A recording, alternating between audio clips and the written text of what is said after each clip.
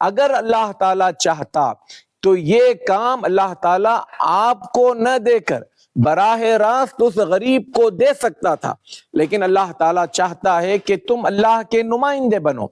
اور تم اللہ کے دیے ہوئے اس مال کو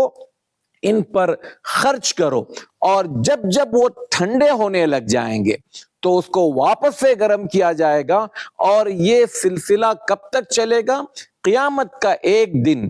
جو 50,000 سال کے برابر ہے، یعنی 50 اهدنا الصراط المستقیم۔ الحمدللہ رب العالمین والصلاة والسلام علی رسولہ الکریم، اما بعد۔ ناظرین، سوال جواب کی محفل میں آپ تمام کا استقبال ہے۔ آج کی محفل کا سوال ہے کہ شیخ، زکوٰۃ اسلام کے ارکان میں سے ایک اہم رکن ہے،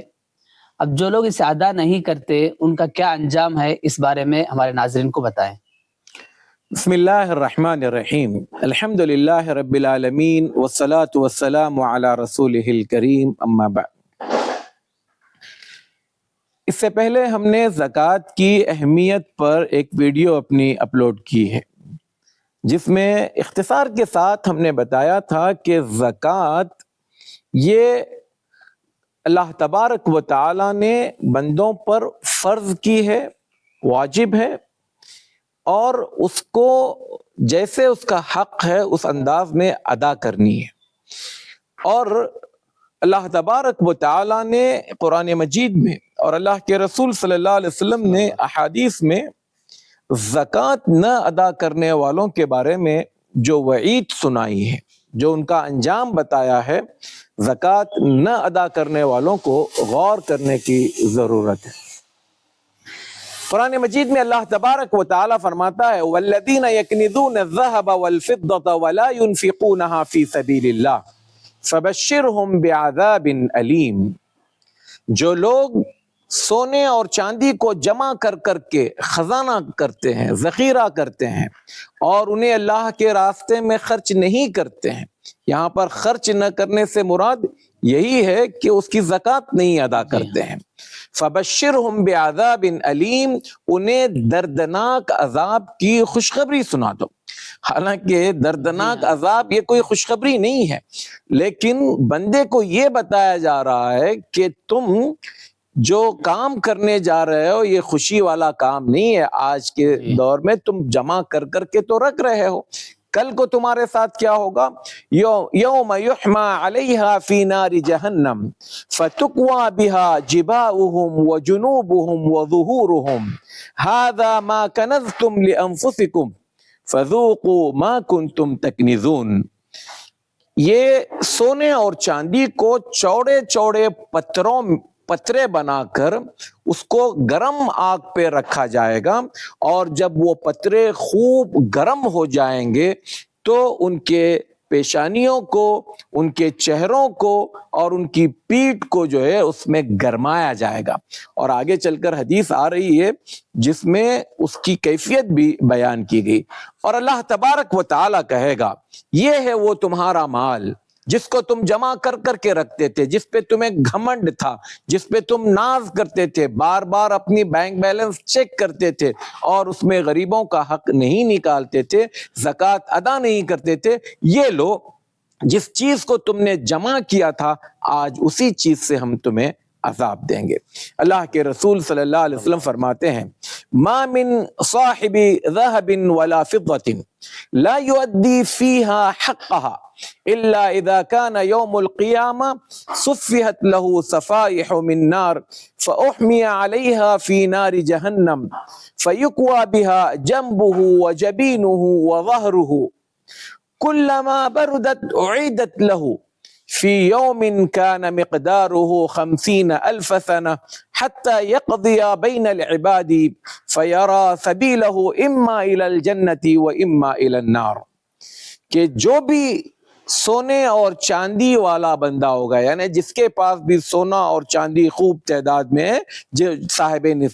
نصاب بنتا ہے اور اس کا حق ادا نہیں کرتا، اسی سونے اور چاندی کو، جیسے ابھی ہم نے کہا،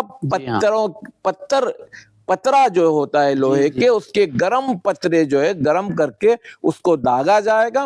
اور جب جب وہ ٹھنڈے ہونے لگ جائیں گے تو اس کو واپس سے گرم کیا جائے گا، اور یہ سلسلہ کب تک چلے گا؟ قیامت کا ایک دن جو 50,000 سال کے برابر ہے،